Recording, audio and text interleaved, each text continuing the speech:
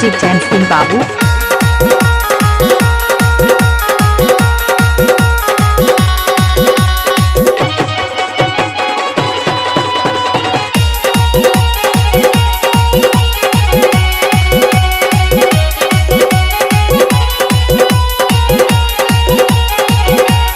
DJ Jain Singh बाबू jeans तोरे tight हो जरा ढीला करा ले मोर गोरिया हो जरा ढीला करा ले मोर गोरिया हो जींस तोरे टाइट हो जरा ढीला करा ले मोर गोरिया हो जरा ढीला करा ले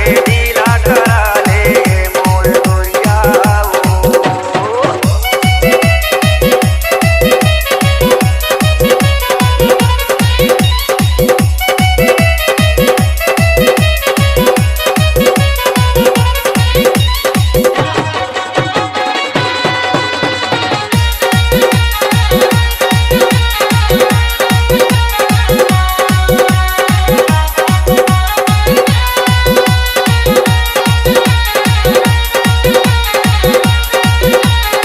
डीजे जैन सिंह बाबू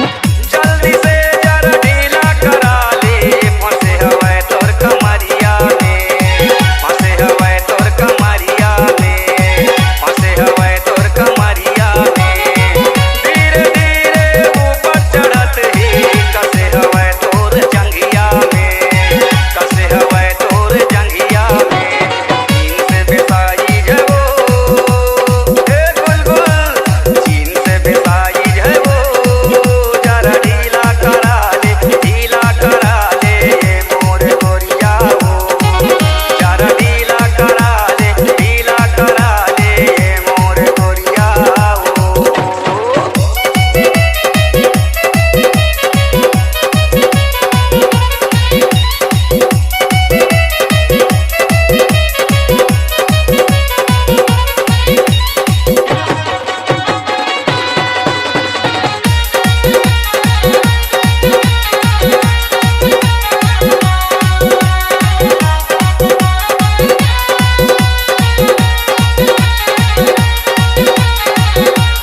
डीजे जैन सिंह बाबू नाजुक तोर कमरिया है गोरी चैन लगे मचर मरा जाही हो चैन लगे मचर मरा जाही हो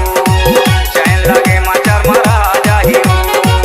ऐसा लात ऐसा माले न गोरी हो देख के तोरा घबरा जाही हो देख के तोरा घबरा जाही हो चीन से बेसाई है वो हे गुलगुल चीन से बेसाई है वो जरा ढीला करा ले मोर गोरिया हो जरा ढीला करा ले मोर गोरिया हो जींस तोरे टाइट हो जरा ढीला करा ले मोर गोरिया हो जरा ढीला करा ले मोर गोरिया हो जींस तोरे टाइट हो जरा ढीला करा ले मोर गोरिया हो जरा ढीला करा ले मोर गोरिया हो जरा ढीला करा ले मोर गोरिया हो जरा ढीला करा ले मोर गोरिया हो। डीजे जैन सिंह बाबू